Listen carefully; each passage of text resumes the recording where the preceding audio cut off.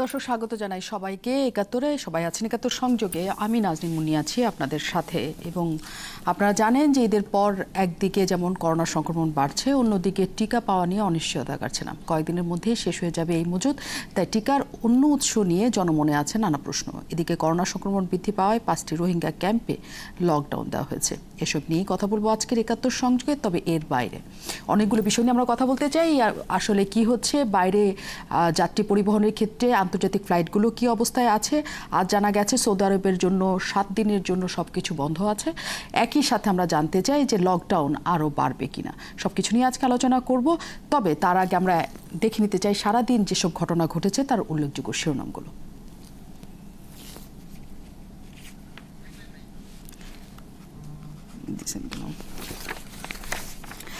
দর্শক, আমরা সেই প্রধান শিরোনামগুলো অনিবার্য কারণবশত দেখাতে পারছি না। আমরা আমাদের অতিথিদের সাথে পরিচিত হতে চাই। আমাদের সাথে যুক্ত হয়েছেন অধ্যাপক ডক্টর হাবিবে মিল্লাত, সদস্য পররাষ্ট্র মন্ত্রণালয় সম্পর্কিত স্থায়ী কমিটি।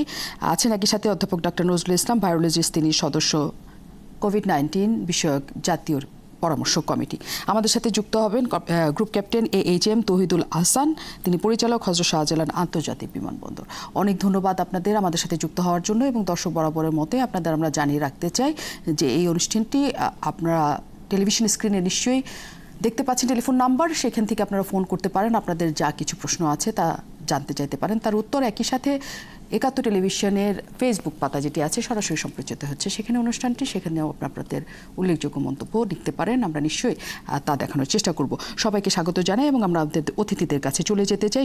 শুরুতে আমরা যদি একটু করোনা পরিস্থিতির খবর জেনে নিতে চাই, কারণ আপনারা জানেন যে এদের পর থেকে আবারও করোনা সংক্রমণ বাড়ছে এবং আজ সেটি 8.22% চলে গেছে শনাক্তের হার, যেটি প্রায় 6% নিচে নেমে গিয়েছিল ঈদের আগে, সেটি বেড়ে 9% কাছাকাছি চলে আসছে। কাজে যে আতঙ্ক ছিল আমাদের, সেটি বোধহয় সামনে আবার বড় ধরনের একটা কিছু সংক্রমণ আমাদের ছড়ানোর আশঙ্কা করছে সবাই। কিন্তু আসলে কতটুকু সেটা হতে পারে, অধ্যাপক ডক্টর নজরুল ইসলাম আমাদের সাথে আছেন, তার কাছ থেকে আমরা একটু জেনে নিই।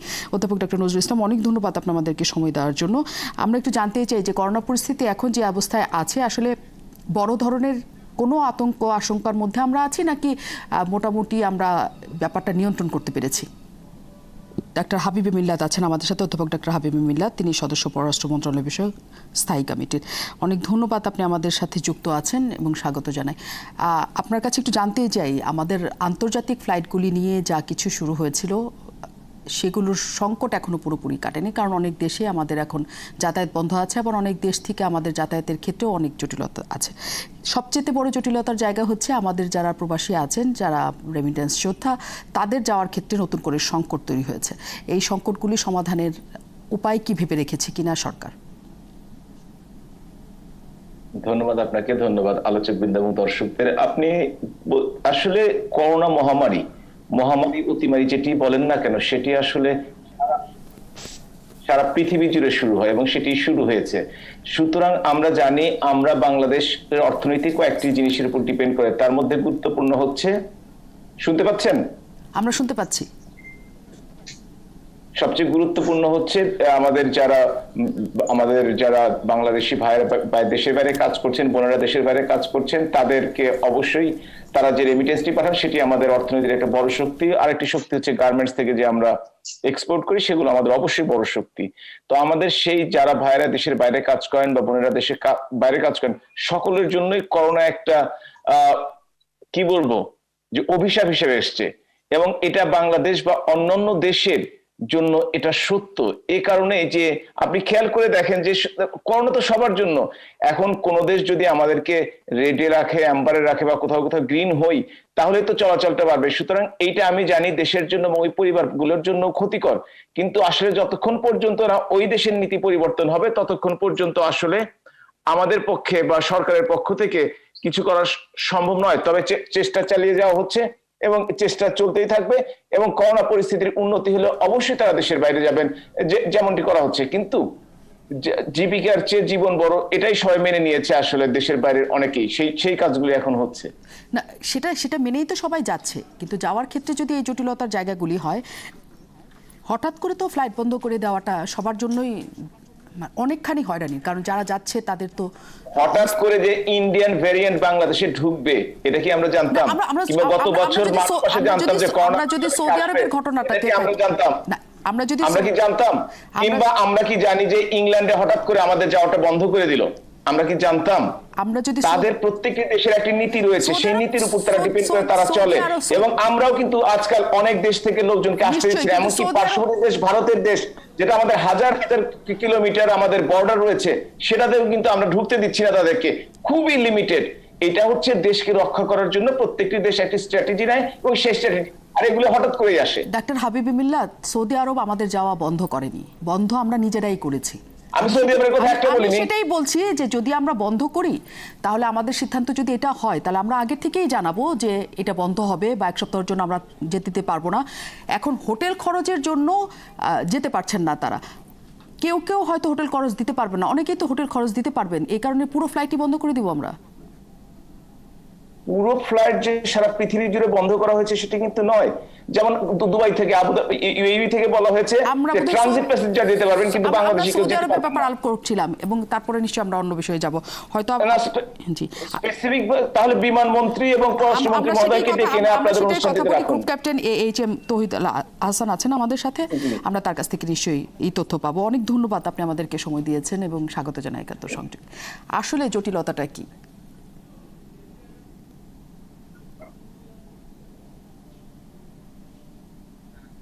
হ্যালো, জি, আপনি কি কথা শুনতে পাচ্ছেন আমার? জি জি, আপনার কথা শুনতে পাচ্ছি, কাইন্ডলি বলেন। অনেক ধন্যবাদ। আজকে সৌদি আরবে যাওয়া নিয়ে যে জটিলতার জায়গাটা তৈরি হয়েছে, যারা প্রবাসী তারা হঠাৎ করে জানতে পেরেছেন যে ফ্লাইট বন্ধ 7 দিনের জন্য, কারণ হোটেল খরচ সংক্রান্ত এক ধরনের জটিলতা দেখা গেছে। হঠাৎ করেই সব বন্ধ হয়ে গেল নাকি আগের থেকেই সিদ্ধান্ত ছিল, অন্যরা আসলে খেয়াল করেননি যে এটা বন্ধ হয়ে গেছে? জি, ধন্যবাদ প্রথমে আসলে আমাকে আপনাদের অনুষ্ঠানে আমন্ত্রণ জানানোর জন্য। আর সৌদি আরবের বিষয়ে যে প্রশ্ন করেছেন, খুবই গুরুত্বপূর্ণ কোশ্চেন। সেই বিষয়ে বলতে চাই যে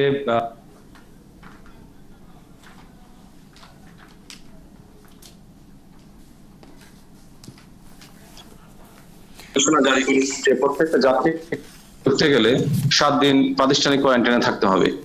তো বিষয়টি 20 তারিখের আগেই বিভিন্ন এয়ারলাইন্স তারা জানিয়ে দিয়েছে এবং এয়ারলাইন্স কর্তৃপক্ষ তাদের যে যাত্রী, সৌদি আরবগামী যাত্রী, আমাদের দেশের যে ফ্লাইটগুলি আছে, বিমানের ফ্লাইট, সৌদি এয়ারলাইন্স, এবং তারা সমস্ত যাত্রীকেই তারা বলেছে যে তারা জানিয়ে দিয়েছিল। তারপরেও 20 তারিখে যেদিন থেকে আসলে এই নির্দেশনাটা জারি করা হয়, ইফেক্টিভ হয়, সেদিন আমরা দেখতে পাই যে কিছু যাত্রী যেতে পারে নাই, বিমানের ফ্লাইট স্থগিত করা হয়। বিমানের ফ্লাইট স্থগিত করার বিষয়ে তাদের সাথে আমরা আলোচনা করেছি কর্তৃপক্ষ হিসেবে। তারা যেটা বলেছে যে যেহেতু সৌদি আরব একটা রেস্ট্রিকশন দিয়েছে যে যাত্রীদেরকে কোয়ারেন্টাইনে থাকতে হবে এবং হোটেল বুকিং দিয়ে যেতে হবে, তো যেটা হয় যে অনেকে হয়তো হোটেল বুকিং নিয়ে আসে না, যাওয়ার সময় একটা বিশৃঙ্খলা তৈরি হবে, অনেকে হোটেল বুকিং থাকবে না, অথবা ওই দেশে গিয়ে একটা অনিশ্চয়তা পড়বে হোটেল বুকিং ছাড়া যদি ওই দেশে প্যাসেঞ্জারকে অ্যাকসেপ্ট না করে। তো বিভিন্ন বিষয় বিবেচনা করে বাংলাদেশ এয়ারলাইন্স তারা 24 তারিখ পর্যন্ত ফ্লাইটগুলি স্থগিত করেছে সৌদি আরবগামী, যাতে করে এই যাত্রীরা তাদের যে হোটেল বুকিং বা অন্যান্য যে প্রিপারেশন, কিছু টাকাও বাড়তি খরচ করতে হবে, এই প্রস্তুতিগুলি তারা নিতে পারে আর। এবং বিমান বলেছে যে তাদের যে এই 3 দিনের যে ফ্লাইটগুলি ছিল, যে যাত্রীগুলি যাওয়ার কথা ছিল, তারা তাদের বুকিংটা চেঞ্জ করে পরবর্তীতে 24 তারিখের পরে তারা যেতে পারবে। এবং সৌদি এয়ারলাইন্সের ফ্লাইটগুলি চালু আছে, তারা ফ্লাইট বন্ধ করে নাই, কিন্তু তারা ওই হোটেল বুকিংটা কনফার্ম করেই তারা যাত্রী বাংলাদেশ থেকে সৌদি আরবে যাওয়ার জন্য তারা অ্যাকসেপ্ট করছে, যাতে করে সৌদি আরবে গিয়ে কোনো সমস্যা না হয়। এই জন্য তারা বাংলাদেশ থেকেই তাদের হোটেল বুকিং গুলি ঠিক আছে কিনা যাচাই বাছাই করে তারা প্যাসেঞ্জারদেরকে নিচ্ছে। এবং সেক্ষেত্রে দেখা যাচ্ছে যে অনেক প্যাসেঞ্জারই হোটেল বুকিং ঠিক নাই এবং তারা হয়তো যেতে পারে নাই, তারা হয়তো পরবর্তীতে অ্যাডজাস্ট তারা হয়েছে। তো এই হলো সৌদি আরবের বর্তমান ফ্লাইট অবস্থা। আশা করি যে এই ফ্লাইট হোটেল বুকিং এর বিষয়টা হয়তো 2-1 দিনের মধ্যে যাত্রীরা ইউজড হয়ে যাবে এবং কোন ওয়েবসাইটে গিয়ে হোটেল বুকিং দিতে হবে এই বিষয়গুলি তারা প্রস্তুতি নিয়ে আশা করি 24 থেকে 25 তারিখের মধ্যে বিমানের ফ্লাইট শুরু হয়ে যাবে এবং ফ্লাইট চলাচল বা যাত্রী চলাচল স্বাভাবিক হবে বলে আমি মনে করি। এই 3 থেকে 4 দিন যাদের বুকিং ছিল টিকিট, তারা আসলে কি করবেন? তাদের টিকিটের কি ব্যবস্থাপনা হবে? জি, যে টিকিট ছিল বিমান বাংলাদেশ এয়ারলাইন্স থেকে জানিয়েছে তারা এই টিকিটগুলো পরবর্তীতে অ্যাডজাস্ট করবে, কোনো উইদাউট এনি ড্যামারেজ বা উইদাউট এনি ফি বা ফাইন তারা এই টিকিটগুলি অ্যাডজাস্ট করে দিবে। এই যাত্রী সাধারণ সম্মানিত যাত্রী সাধারণ তারা 24 তারিখে পরে যেতে পারবে। 24 তারিখের পর তারা যেতে পারবে, কোনো রকম সেখানে অতিরিক্ত ফি নেওয়া হবে না। তার মানে যে টাকায় টিকিট কেটেছিলেন সেই টাকাতে তাদের ভিন্ন একটা ডেট পড়বে, এমনই বিষয়টি। এমনই বিষয়টি। কিন্তু আমরা জানি যে সমস্ত স্কেডিউলই আসলে ভীষণ রকমের টাইট ছিল, কারণ একে একে সবাই সেই ফ্লাইটগুলোতে যাওয়া শুরু করেছিলেন। কাজে এই 4 দিনের ইয়েটা কেমন করে অ্যাডজাস্টমেন্ট হবে? সেটা কি পরবর্তীতে দেওয়া সম্ভব হবে, 10-15 দিন পরে দেওয়া সম্ভব হবে, নাকি সেটা 1 মাসের বেশি সময় লাগবে? সেই সময়সীমা কি পাওয়া যাবে আসলে? ওনারা বলেছেন যে এই 4 দিনের যে প্যাসেঞ্জার যারা যাওয়ার কথা ছিল তাদেরকে 24 তারিখের পর থেকে ফ্লাইটের ক্যাপাসিটি অনুযায়ী তারা ওনারা অ্যাডজাস্ট করবেন। যাত্রীরা যে তারিখে যেতে চায় সবাই হয়তো 1 তারিখে যেতে চাবে না, তো তাদের প্রায়োরিটি অনুযায়ী প্যাসেঞ্জারের এয়ারলাইন্সের ক্যাপাসিটি অনুযায়ী তারা অ্যাডজাস্ট করবে উইদাউট এনি চার্জ। তার মানে সেই অ্যাডজাস্টমেন্ট আমরা নিশ্চয়ই তারা দেখবে, এবং সেখানে নতুন করে জটিলতা না হবে সেটাও নিশ্চয়ই আপনারা দেখবেন। কিন্তু আপনার কাছে আরও প্রশ্ন আছে, যেসব দেশে আমাদের যাওয়া এখনও পর্যন্ত নিষিদ্ধ আছে সেসব দেশে যাওয়ার ব্যাপারে কোনো রকমের যোগাযোগ শুরু হয়েছে কিনা নতুন করে, কবে থেকে সেগুলো চালু হবে, সেই প্রশ্নের উত্তর নিতে আপনার কাছে আসবো। তার আগে যেহেতু করোনা পরিস্থিতির খবর আমরা নিতে চাইছিলাম, আমরা একটু অধ্যাপক ডক্টর নজরুল ইসলামকে নিশ্চয়ই আমরা এখন সংযুক্ত করতে পেরেছি। অনেক ধন্যবাদ, আপনি আমাদেরকে সময় দিয়েছেন। 8.22% আজ শনাক্তের হার, এবং সেটি বেড়েছে, আপনি জানেন যে 6%-এর নিচে নেমে গিয়েছিল। সামনে আসলে কি এখানে আমরা আটকে থাকতে পারবো 10-এর নিচে, নাকি আবার নতুন করে আমাদের সব শুরু হচ্ছে? এই প্রশ্নের উত্তর দেওয়া বেশ কঠিন, কারণ এই যে ঘটনা ঘটলো ঈদের সময়ে, ঈদের ইমিডিয়েট আগে এবং ঈদের পরে যে ঘটনাটা ঘটলো, এর এফেক্টটা আমরা এক্সপেক্ট করছি যে এই 26-27 তারিখে আমরা বুঝতে পারবো। আর কন্টিনিউয়াসলি যে লকডাউন বলে যেটা আমাদের দেশে আমরা প্রতিপালন করছি, সেটার এফেক্ট কি হয়েছে এটা অনেকে জিজ্ঞাসা করে, কিন্তু এটা বলা মুশকিল। সামান্য কিছু কমেছে 15 তারিখের পরে, কমলো, আবার 18 তারিখ থেকে বাড়া শুরু করলো। এইগুলা অ্যাকচুয়ালি এত মানে অ্যাকিউরেটলি ক্যালকুলেট করা যায় না। যেরকম আপনারা দেখেন গত বছর ডিসেম্বরে এবং এই বছর জানুয়ারি মাসে 2-এর ঘরে 3-এর ঘরে ছিল সংক্রমণ রেট। কিন্তু কি কারণ? আমরা কিন্তু তখন লকডাউন কিছু করি নাই, কিছুই করি নাই, আর এমনি মাস্ক তো আমরা পরি না। এখন তার কারণটা কি সেটা আমরা জানতে পারি নাই, জানার ইচ্ছা ছিল কিন্তু আমাদের সেই সক্ষমতা ছিল না। এখন এইগুলা যে কেন হচ্ছে, এখন যদি প্রশ্ন করেন কাল আজকে 8.22 হলো, কেন হলো, এগুলো অ্যাকচুয়ালি এত হিসাব করে বলা মুশকিল। আপনি যেটা প্রশ্ন করেছেন, আমরা কি স্বস্তিতে থাকতে পারবো কিনা, আমাদের স্বস্তিটা সত্যিকারে যদি বলা যায় তাহলে নির্ভর করে স্বাস্থ্যবিধি মানার উপর, যেটা হলো mask, distance and hand wash. এই জিনিসটাতে যদি আমরা খুব ভালোভাবে জোর দেই, তাহলে আমরা আমাদের হাতের মুঠোর মধ্যে একটা সক্ষমতা আসে আর কি। আর এমনি কেন কমছে কেন বাড়ছে আমরা যদি ওটার কারণ না বুঝতে পারি, তাহলে আমরা ওটা কেন কন্ট্রোল করবো। তবে এখন তো কমই আছে, তবে আমার মনে হচ্ছে যে এটা হয়তো বাড়বে। মানে গত বছরের আপনারা হিসাবটা দেখেছেন, জুলাই অগাস্ট এটা কিন্তু অনেক বেশি ছিল। এই বছর আবার জুলাই অগাস্ট আসবে, মে জুন আসবে, জুলাই আগস্ট কিভাবে আমরা কিন্তু কিছু বলতে পারি না। এই জন্য যে আমরা যখন কমে তার কারণটাও নির্ণয় করি না, যখন বাড়ে তার কারণটা মোটামুটি জানি। এই হলো আমাদের সক্ষমতার অভাব। নিশ্চয়ই, কিন্তু আপনারা ওই উত্তরটা আমরা দিতে পারছি না। আমরা কি এটা আমরা স্বস্তি এই পরিসংখ্যানের জায়গায় আসলে আছে যে পরিস্থিতি এখন চলছে, দীর্ঘ আমরা একটা লকডাউনের মধ্যে আছি, ঢিলাঢালাভাবে হলেও লকডাউনের মধ্যে আছি। আমাদের 23 তারিখে লকডাউন শেষ হবে। নতুন করে যে পরিস্থিতি তৈরি হয়েছে, নতুন করে কি নতুন লকডাউন দেওয়ার উচিত না, কি মনে হচ্ছে আপনার? আমরা যে লকডাউনটা এখানে মানে মেনটেন করছি, সেই লকডাউনটা খুব একটা এফেক্টিভ না। আপনারা দেখেন যে মানুষের চাকরি বাকরি করবে, তারা একটা গাড়িতে উঠবে, বাসে উঠবে, তারপরে যাবে, এগুলোর ব্যবস্থা যদি আমরা ঠিক মতো করতাম, এবং এর সঙ্গেও যদি স্বাস্থ্যবিধিটা একটু মানতে পারি, আমরা অনেক সময় পেয়েছি, এই সময়টা আমরা যদি ইউটিলাইজ করে এইগুলাতে মানুষকে অভ্যস্ত করে ফেলতাম, তাহলে হয়তো আমরা বেটার রেজাল্ট পেতাম। আমরা সেটা যদি করি, এখন থেকে করলেও হবে, এখানে কেমন চলে গেছে, ডেট ল্যাপস হয়ে গেছে, পার হয়ে গেছে, এরকম কোনো কথা নাই। আমরা যদি এখনো শুরু করি, দেখেন আমরা আমরা আমরা শুরু করলাম যে ওই যে বাজারের কথা বলে, এটা কি বলে যেন, মানে বড় বড় সমস্ত প্লাজা গুলা বললো আমরা স্বাস্থ্যবিধি মেনে করব, যখন খোলা হলো তখন স্বাস্থ্যবিধি মানে ওইখানে আমাদের কঠোর হওয়া উচিত ছিল। তো এইভাবে যদি আমরা যদি কঠোরভাবে স্বাস্থ্যবিধি মেনে চলি, তাহলে আমরা মনে হয় একটা হাতের মুঠোর কাছে আমাদের একটা অস্ত্র থাকবে যে আমরা এইটা দিয়ে কন্ট্রোল করতে পারবো। আর এই যে ভিতরে বাস সার্ভিস, এগুলো সব খুলে দেওয়া উচিত এবং ফাঁকা ফাঁকা করে এগুলো সবাই যাবে, কিন্তু সেটা অ্যাসিওর করতে হবে তারা মাস্ক পরবে এবং ফাঁকা বসবে। বললাম আর করলাম না তাহলে হবে, এর মধ্যে সবারই একই সহযোগিতা। তারপরে যদি স্বাস্থ্যবিধিটা ঠিকঠাক মানা যায় এবং কঠোরতা করা যায়, তাহলে লকডাউন আপাতত আর দরকার হচ্ছে না। আপনি সেই পরামর্শ দিতে চাইছেন। আমরা তারপরে একটু জানতে চাই যে আমরা তো আসলে কখনোই এটা নিশ্চিত করা যায় না যে স্বাস্থ্যবিধি নিশ্চিতভাবে জনগণ মানবে, আপনিও সেটা জানেন একই সাথে, কিন্তু তাহলে সামনে কী পরিস্থিতি তৈরি হবে, লকডাউন আরও দরকার আছে কিনা সেটা আমরা জানতে চাই। যেমন আমাদের ফ্লাইটগুলি কবে নাগাদ ঠিক হবে, অন্য দেশের সাথে আমাদের যোগাযোগ ঠিক হবে, সেটাও আমরা একটু জানতে চাই। তবে একটা বিরতি নিয়ে ফিরছি নিশ্চয়ই সবার কাছে, এবং দর্শক নিশ্চয়ই আপনারা আমাদের সাথে থাকবেন। কোনো প্রশ্ন থাকলে নিশ্চয়ই সেটি করবেন আমাদের।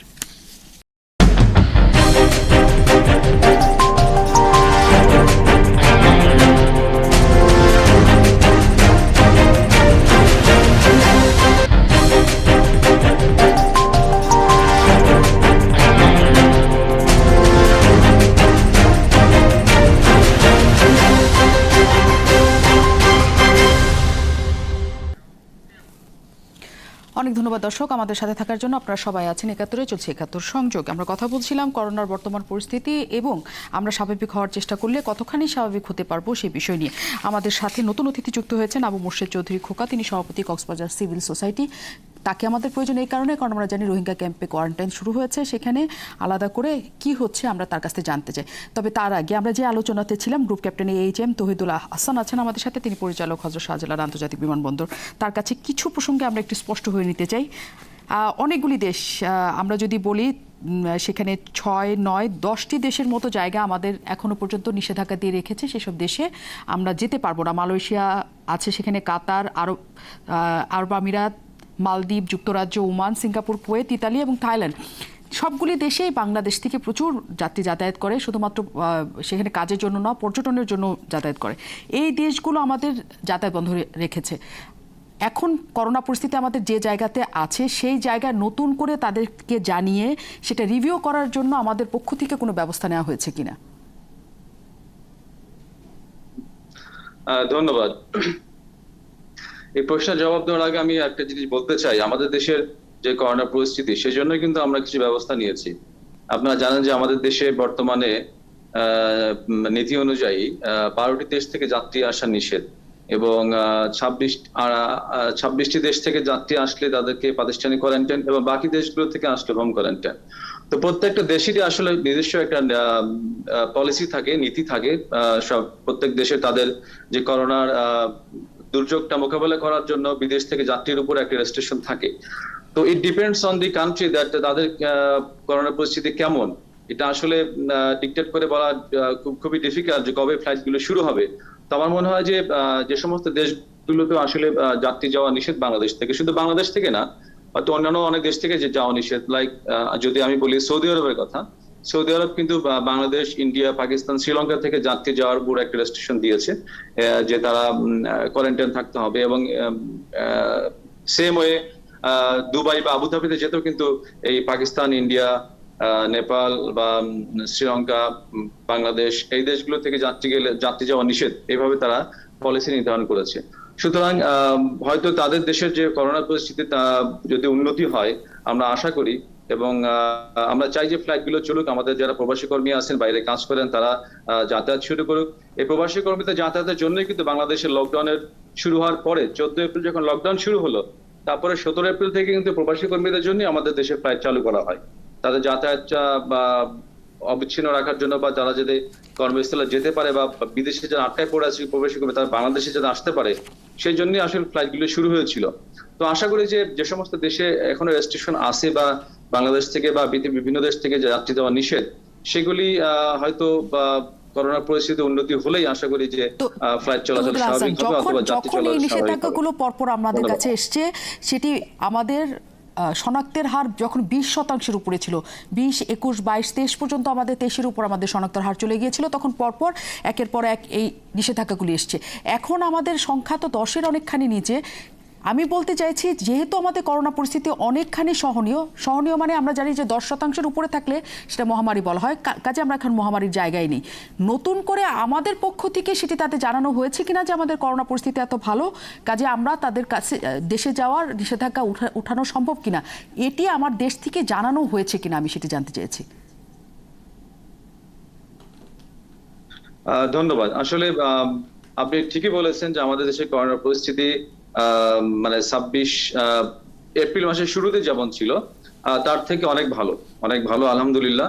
এবং এই বিষয়টি আমার মনে হয় যে বহির্বিশ্ব যারা রেস্ট্রিকশন দিয়েছে তারাও জানেন এবং আমাদের পররাষ্ট্র মন্ত্রণালয় থেকেও আশা করি জানানো হয়েছে।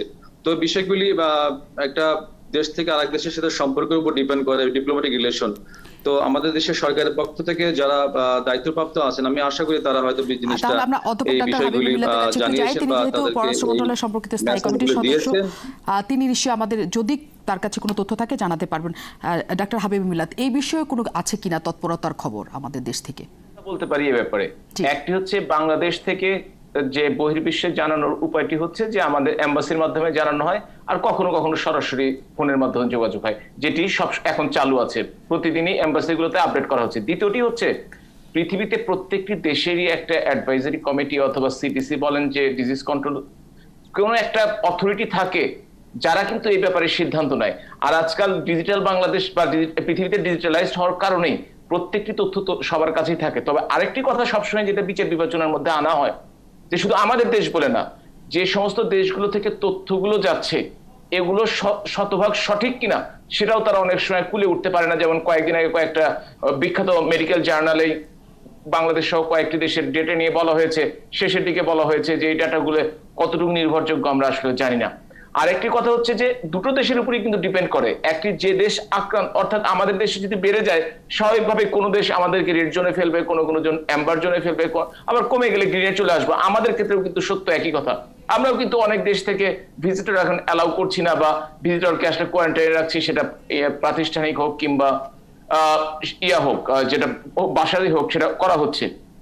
আমি এ ব্যাপারে এইটুকু বলতে চাই যে এটা কন্টিনিউয়াস যোগাযোগ হচ্ছে, এবং এইটা সত্যিকার অর্থেই ওই দেশটির উপরে ডিপেন্ড করে যে দেশটিতে আসলে যাবেন আপনি। যদি বাংলাদেশের কথা বলেন তাহলে বাংলাদেশের উপরে আসলে ডিপেন্ড করে যে কি পলিসিটা বাংলাদেশের অ্যাডভাইজাররা নিচ্ছে বা বিশেষজ্ঞরা নিচ্ছেন।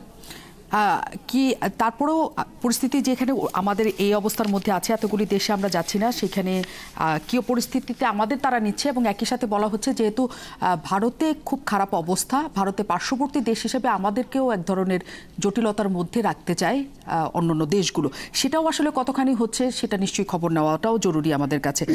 কিন্তু তারপরেও আমরা একটু এর মধ্যে নতুন করে একটা নতুন খবর তৈরি হয়েছে, সেটা হচ্ছে রোহিঙ্গাদের নিয়ে। আমরা তাদের খবরটা একটু জেনে আসি যে ওইখান থেকে আসলে কোনো কিছু ছড়াচ্ছে নাকি নতুন করে।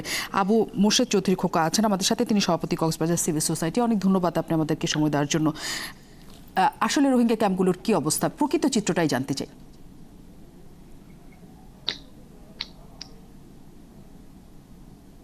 আমরা কি শুনতে পাচ্ছি? ধন্যবাদ আপনাকে। আমাকে কি শুনতে পাচ্ছেন? জি, আমরা শুনতে পাচ্ছি। হ্যালো, জি, আমরা শুনতে পাচ্ছি, আপনার কথা শুনতে পাচ্ছি আমরা। হ্যালো, আমরা ক্লিয়ারলি শুনতে পাচ্ছি, আপনি বলে যান। জি জি, আমরা জানি যে বাংলাদেশের বর্তমান করোনার হার হচ্ছে 7 বাট কক্সবাজার ক্ষেত্রে একটু ভিন্ন। এখানে গতকাল পর্যন্ত 12.6 ছিল। সেই সুবাদে নিশ্চয়ই বুঝতে পারছেন যে কক্সবাজারের চিত্রটা কিরকম, অন্যান্য জেলার থেকে একটু ভিন্ন। আর এর মধ্যে সংযুক্ত হয়েছে রোহিঙ্গা। গতকালে রোহিঙ্গা শনাক্ত হয়েছে 45 আউট অফ 100। সুতরাং এটা সবচেয়ে আমাদের জন্য একটা ঝুঁকি। এর মধ্যে ছিল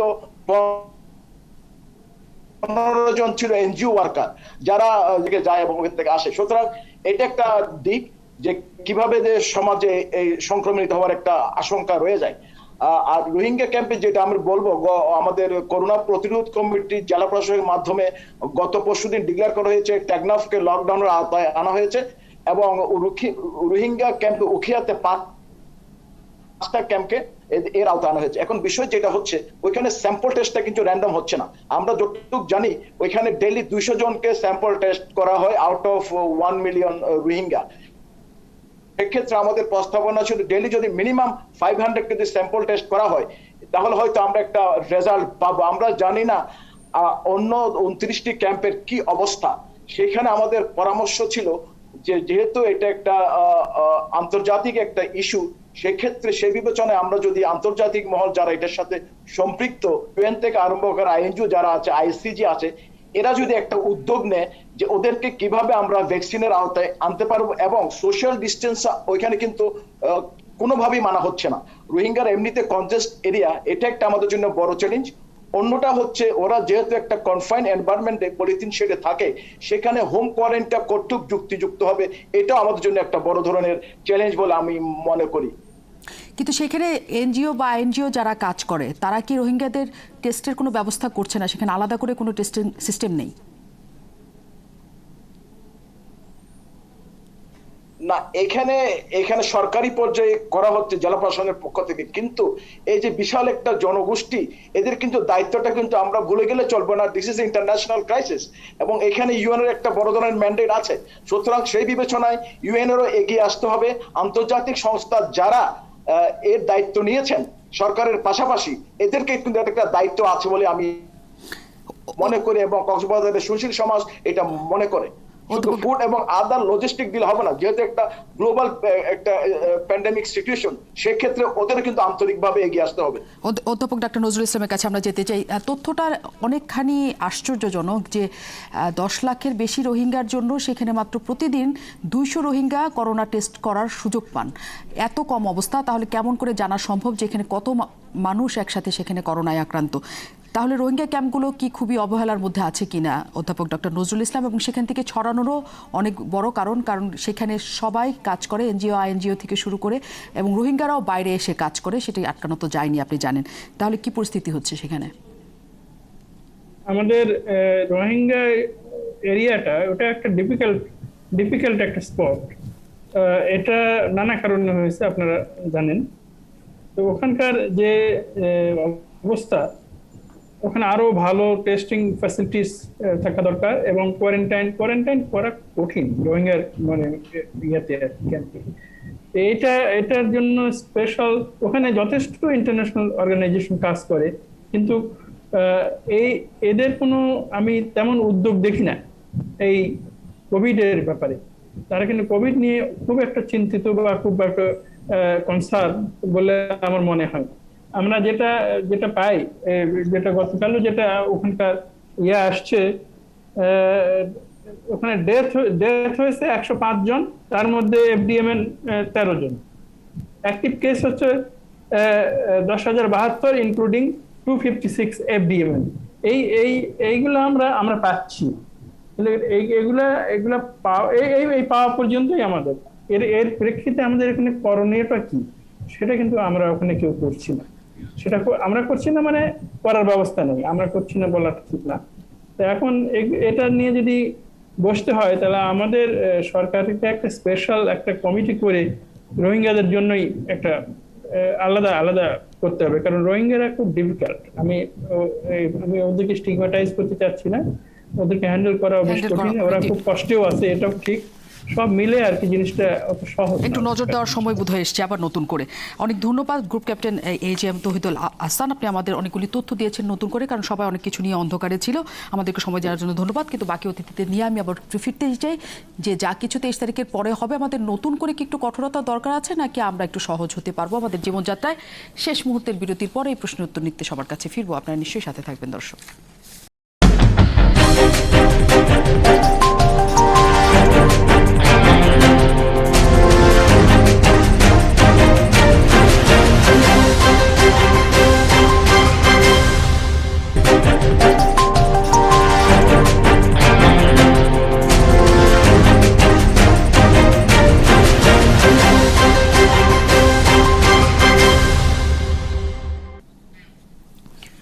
অনেক ধন্যবাদ দর্শক আমাদের সাথে থাকার জন্য। সবাই আছেন ৭১ সংযোগে। আমরা কথা বলছিলাম করোনা পরিস্থিতি নিয়ে, যেহেতু একটু বেড়েছে, তাহলে সামনে আসলে আমরা কি করব, কারণ অনেক কষ্ট করে সবাই ফেরা শুরু করেছে, নতুন করে কাজ শুরু হয়েছে, তাহলে তাদের ফেরাটা তো আটকানো যাচ্ছে না, তাহলে কষ্ট কমানো যায় কিনা বা আবারও লকডাউন নতুন করে শুরু হবে কিনা আমরা অন্তত শেষ পর্যন্ত সেটি জানতে চাই। অধ্যাপক ডক্টর হাবিবে মিল্লাত, গার্মেন্টসের ছুটি শেষ হয়েছে, অনেক জায়গায় ছুটি শেষ হয়েছে, এখন অবস্থা নিশ্চয়ই দেখতে পাচ্ছেন সবাই একসাথে ছুটছে এখন রাজধানীর দিকে। এই কষ্ট করে ফেরাটাই দরকার এখন, নাকি যেহেতু করোনা পরিস্থিতি অনেকখানি কমে গেছে গণপরিবহন অন্তত দূরপাল্লার গুলি খুলে দেওয়াটা উচিত? অভিজ্ঞতার কথা বলি আজকে। আমি আমার নির্বাচনী এলাকা সিরাজগঞ্জ থেকে ঢাকায় আসছিলাম, তো আমি যেটি দেখতে পেলাম যে প্রত্যেকটি যেতে প্রথমে গাজীপুর জেলা, তারপর টাঙ্গাইল জেলা, তারপর সিরাজগঞ্জ জেলা। তো প্রতিটি জেলার যখন বর্ডারে আসি তখন দেখি যে অনেকগুলো বাস আটকানো, কিন্তু যখন একটু আগালাম দেখি ২-৪টে বাস ম্যানেজ করে বের হয়ে চলে যাচ্ছে, কিন্তু সব বাস আটকানো হচ্ছে। এইটা আমার কাছে খুবই কেমন যেন লেগেছে যে ২-৪টি বাসকে ছাড়া হচ্ছে, বাকিদের ছাড়া হচ্ছে না। এখন কথাটি হচ্ছে যে আপনাদের সত্যিকার অর্থে লকডাউন ঢিলে ঢালা হোক আর যাই হোক, আমরা কিন্তু রেজাল্ট পেয়েছি। এটা আপনারা দেখেন, মার্চ মাস, এপ্রিল মাসের প্রথম দিক আমরা কিন্তু রেজাল্ট পাওয়া শুরু করেছি। এখন যে ফিরে আসছে, যদি সমস্ত কিছু উন্মুক্ত করে দেওয়া হয় তাহলে কিন্তু আগের পরিস্থিতি হবে। এই কারণে আমি বলি, আপনি দেখেন চাঁপাইনবাবগঞ্জে 11 জন ইন্ডিয়া থেকে আসা ব্যক্তি কিন্তু শনাক্ত হয়েছে, সাতক্ষীরায় হয়েছে, যশোরে হয়েছে। এখন কিন্তু আগে কিন্তু সেন্টার থেকে পেরিফেরিতে যেত, এখন কিন্তু চারদিক থেকে বাংলাদেশে ঢুকছে। সুতরাং আমাদের সাবধান হওয়ার দরকার আছে। দ্বিতীয়, আমি একটা কথা বলতে চাই রোহিঙ্গাদের সম্বন্ধে। এই যে বলা হলো যে 200 পার মিলিয়নের টেস্ট হচ্ছে, তাহলে যদি বলা হয় তাহলে বাংলাদেশে যে জনসংখ্যা আজকে টেস্ট হওয়ার দরকার ছিল 34,000, গড়ে যদি বলেন তাহলে রোহিঙ্গাদের কিন্তু সাধারণ বাংলাদেশিদের চেয়ে আনুপাতিক হারে বেশি টেস্ট হচ্ছে। এটা হচ্ছে বাংলাদেশে যদি আজকে টেস্টের হিসাব করে থাকি তাহলে 11% টেস্ট হয়েছে, আসলে মানে 11% নয়, 11 জন হয়েছে প্রতি মিলিয়নে, অর্থাৎ প্রতি লাখে একজন করে হয়েছে। কিন্তু তারপরেও আমি রোহিঙ্গা ক্যাম্পে 6-7 বার গেছি, তাদের প্রতি আমার যথেষ্ট সহানুভূতি আছে। তাদের যে লাইফস্টাইল, তারা, আমরাও ঢাকা শহরে 45,000 লোক থাকি 1 বর্গ কিলোমিটারে, আর ওইখানে মনে হয় কত 100,000 থাকে আমি আসলে জানি না। একটা ছোট্ট একটা জায়গায় তারা ঘনবসতি, থাকার কোনো ভালো ব্যবস্থা নেই। তাদের যদি রোগটি শুরু হয়ে যায় তাহলে মরকের মতো ছড়িয়ে পড়বে, কোনো সন্দেহ নেই। সুতরাং আমাদের জন্য তাদের জন্য একটা ব্যাপারটা খেয়াল রাখতে হবে। আমি জানি ওইখানে আইএফআরসি রেড ক্রিসেন্টের 2টি হসপিটাল ছিল, রোগী না আসার কারণে একটি বন্ধ করে দেওয়া হয়েছে। মাসের পর মাস ডাক্তার আছে, নার্স আছে, কিন্তু কেউ আসেন, আপনি জানেন হয়তো মুর্শেদ সাহেব। এবং একটি চালু করা হচ্ছে গত 10 দিনের কথা বলতে পারবো না, তার আগে মাসে রোগীর সংখ্যা ছিল ডেইলি 1 জনের কম। তারা যে ডাক্তারদের কাছে আসবে তাদের কিন্তু ওই ইন্টারেস্টটা নাই আসলে। তারা আসলে ভিন্ন জগতে বাস করছে, তারা নিজেদের মতো করে বাস করছে। সুতরাং ওইখানে যদি একবার সত্যিকার অর্থে করোনা ঢুকে যায়, যেটা গেছে বলে আমরা মনে করি, তাহলে কিন্তু একটা ভয়ঙ্কর পরিস্থিতি সৃষ্টি হবে। এর মধ্যেই 5টি ক্যাম্পে লকডাউন করা হয়েছে, এবং যা বলছিলেন আমাদের মুর্শেদ চৌধুরী খোকা, যে অন্য ক্যাম্পগুলোর কি অবস্থা কেউ কিন্তু একদম নিশ্চিতভাবে সেখানে এখনো পর্যন্ত জানে না। কারণ আমাদের দেশে হয় সেটি হচ্ছে হয়তো হালকা একটু সর্দি হলো, একটু টেম্পারেচার হলো, মানুষ 2 দিন শুয়ে রইলেন, একটু অন্য খাওয়া দাওয়া করলেন, ভাবলেন ভালো হয়ে গেলাম। যাদের ইমিউনিটি আছে বা যারা কম ইনফেক্টেড তারা হয়তো ভালো হয়ে গেলেন করোনা থেকে, কিন্তু তারা কিন্তু আশেপাশের সবাইকে ছড়াচ্ছেন। এবং যার মধ্যে ইমিউনিটি কম কিংবা যারা সহ্য করতে পারবেন না, তারা কিন্তু শেষ পর্যন্ত মারা যাবেন। আমরা যদিও দেশে মৃত্যুর সংখ্যা আমাদের অন্যান্য দেশে, আপনি টিকা নিয়ে কথা হয় যে বাংলাদেশকে কেন অন্য দেশ এই মুহূর্তে এত কূটনীতি করতে হচ্ছে যে টিকা পাওয়া যাচ্ছে না, তারা বলে যে তোমরা তো রাডারের নিচেই নাই, তোমরা 17 কোটি দেশের মানুষ, তোমরা মাত্র মারা গেছে তোমাদের আজকে 35 জন, সব মিলে 12,000 জন। তোমরা তো নেপালকে দেখো, তোমরা ভারতকে দেখো, তোমরা ব্রাজিলকে দেখো, তোমরা ইউকে কে দেখো, তোমরা ইংল্যান্ড ইউএস কে দেখো, কি অবস্থা তাদের। তোমরা রাডারের নিচে নাই, তোমাদের জন্য ভ্যাকসিনের সিরিয়ালটা একটু পিছন দিকে আসবে। কিন্তু আমি একটা তথ্য দেই, সেটি হচ্ছে যে বাংলাদেশে 2019 সাল এবং 20 সালের যদি মৃত্যুর সংখ্যা আপনারা দেখেন, তাহলে ডিফারেন্সটি হচ্ছে 2020 সনে 8,52,000, যেটি 2019 সনে ছিল 8,11,000, অর্থাৎ 41 লাখ বেশি মৃত্যু হয়েছে 2020 সনে। কিন্তু কি কারণে হয়েছে আমরা কিন্তু আসল কারণটি এখন পর্যন্ত জানি না। সুতরাং আমরা যে 12,000-এ সন্তুষ্ট থাকছি, সেই 12,000-এ আমরা আদৌ সন্তুষ্ট থাকা ঠিক কিনা সেটা আমাদের দেখতে হবে। নিশ্চয়ই। এবং রোহিঙ্গা ক্যাম্পে যদি শুরু হয় একবার, সেই দায়টাও আসলে শেষ পর্যন্ত আমরা নিতে পারবো কিনা। আমরা যদি একটু মোর্শেদ চৌধুরী খোকার কাছ থেকে জানি যে রোহিঙ্গা ক্যাম্পে আসলে 5টির বাইরে অন্য ক্যাম্পগুলোতে অন্তত ন্যূনতম পর্যায়ে সেখানে সতর্কতার জায়গা, স্বাস্থ্যবিধির তারা আসলে জানেও কিনা যে করোনা কি এবং কি করতে হবে তাদের।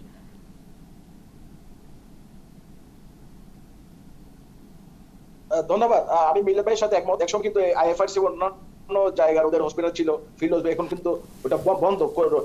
আপনি যেটা বলছেন এটা হচ্ছে এখানে যে অন্য 29টি ক্যাম্প রয়েছে, ওইখানে একটা ম্যানেজমেন্ট কাজ করে। আসলে ওইখানে হচ্ছে টোটাল ম্যানেজমেন্টটা হচ্ছে RRRCর আন্ডারে। ওইখানে ক্যাম্প ইনচার্জ আছে এবং সিআইসিরা আছেন এবং আইসি যারা লজিস্টিক সাপোর্ট দেন তারা আছেন। এখানে জেলা প্রশাসকের খুব একটা ইন্টারফিয়ারেন্স নাই, তারপরেও উনি হেড অফ ডিস্ট্রিক্ট হিসাবে উনি এখানে ইন্টারফিয়ার করতে পারেন। এখন বিষয়টা হচ্ছে ওনারা কতটুক আন্তরিক। এরা শুধু আন্তর্জাতিক সংস্থাগুলো শুধু কোভিড এর মাস্ক ইউজ করতে হবে এবং এটার যে আসলে ধরনের কিন্তু প্রচারণা আমরা দেখছি না।